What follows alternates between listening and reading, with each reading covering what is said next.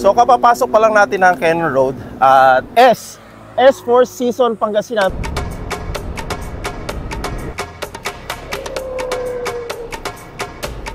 Kung pataasan lamang ng lugar sa Pilipinas ang pag-uusapan, sasadyain natin ang isa sa mga ito.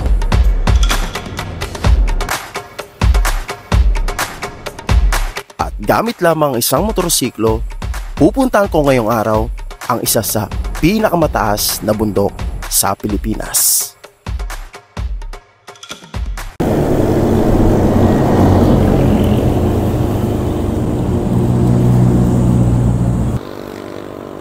Tayo ay nasa MacArthur Highway at kung makikita natin, nasa kilometer 204 nga tayo. S4 Season Pangasinan, pero nasa bayan pa tayo ng Posurubio. At kung makikita natin bundok na yan, ayun o, nasa likod ko, yung napakataas na yon. Kung matatanaw natin, pero natatanaw ko yung nasa tuktok. Yun yung mga tore sa Benguet na ating pupuntahan. So samahan nyo maglakbay na puntahan natin ang pinakamataas na bundok sa Benguet. And this is one road, always on the road.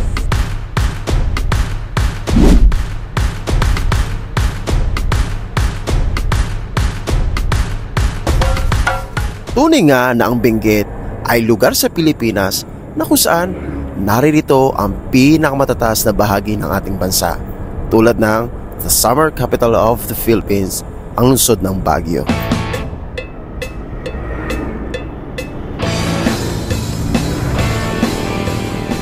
At ngayong araw nga ay sasadyain natin ang isa sa pinakamataas na bahagi sa lalawigan ng Benguet. So kapapasok pa lang natin ng Cannon Road at itong welcome arc na napakagara. Ito ay yung Benguet Province na kung saan sinasabi na pumasok tayo sa Benguet Province. Pero isa sa kakaiba rito, yung kapapasok lang natin sa La Union at ito na agad yung arko ng Benguet Province. Siguro around 2 to 3 kilometers lang ang pagitan ng arko na to ng La Union at ng Benguet Province.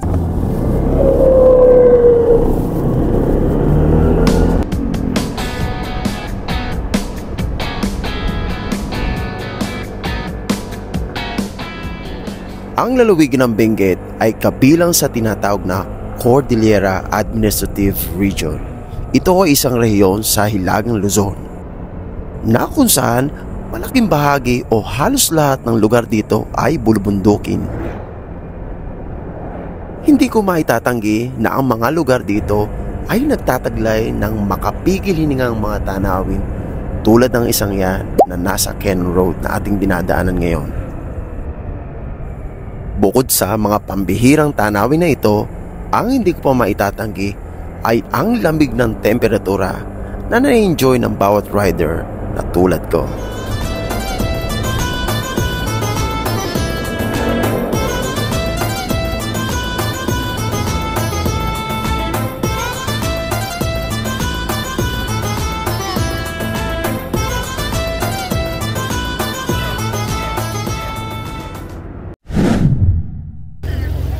At pansamantala, mag-i-stop over muna ako sa isa sa mga pasyalan na naririto o matatagpuan sa Cannon Road, ang Lion's Head. Napakalaking leon. Batong inokit. Okay, so itong leon na to, isa sa pinaka-pinapupuntahan ng mga turista dito sa Baguio City.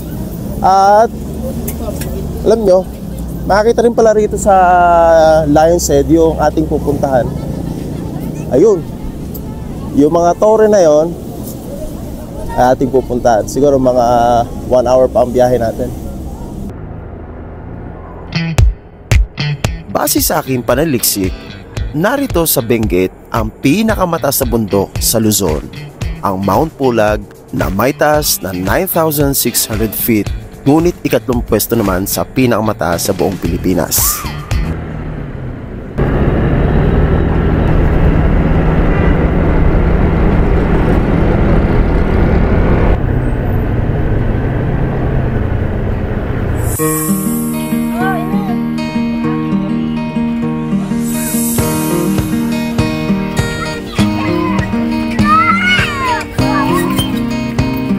Ito na nga tayo sa summer capital of the Philippines, Baguio City. And I'm walking through this beautiful Park, Burnham Park. So maglilibot-libot muna tayo dito. Nasa ganun maramdaman natin yung lamig. Kapag sinabing Baguio City, ang pumapasok sa ating isipan ay ang klima o ang taglay na malamig na temperatura nito sa anumang oras o sa anumang panahon. Kaya naman, ang lungsod na ito ay naituring na the summer capital of the Philippines. Kumagay, kahit nga summer o mainit ang panahon sa anumang bahagi ng Pilipinas, dito sa Baguio City, hindi mo mararamdaman ang maalinsangan na pakiramdam sa iyong katawan. Koshi Mandalabay, Adelaida Gia, witnessed the making of her official entry to the Guinness World Records. Laki oh.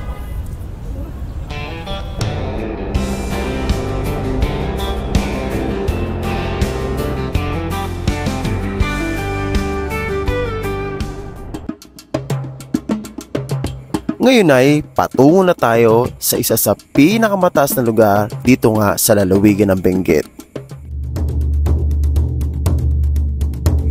Ang lugar na ito ay may taas na nasa 7,400 feet na matatagpuan sa bayan ng Tuba na hamak na mas mataas sa lungsod ng Baguio City.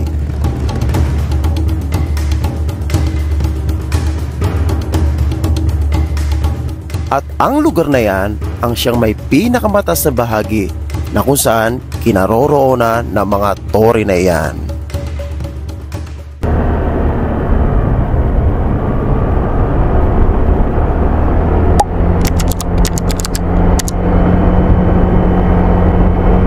Habang papalayo ako sa lungsod ng Baguio, mas nararamdaman ko pa ang mas malamig na temperatura sa daang ito. Animuin, nilalamon na ako ng mga ulap habang ako'y papataas ng papataas sa kalsadang ito.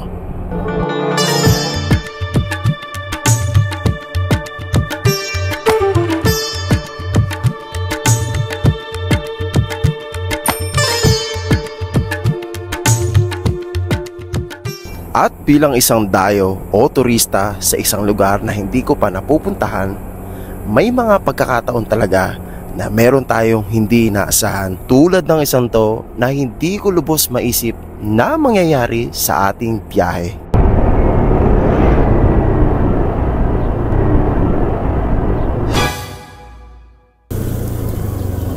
Nako. Stop, no entry. Patay.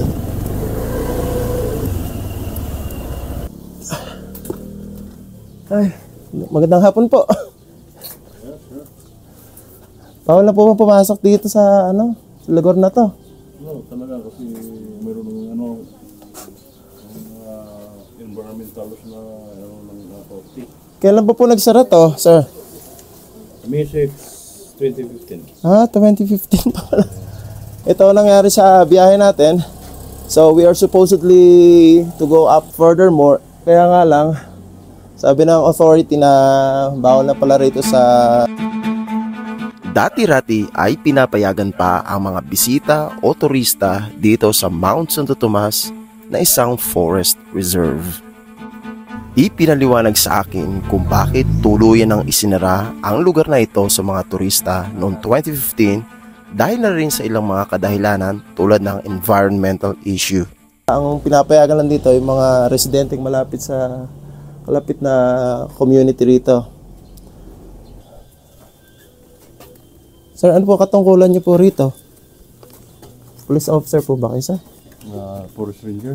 Forest ranger. So, siko. Ng Sinubagyo. So, isa po kayo rito sa mga nagbabantay nga po rito sa Forest Reserve.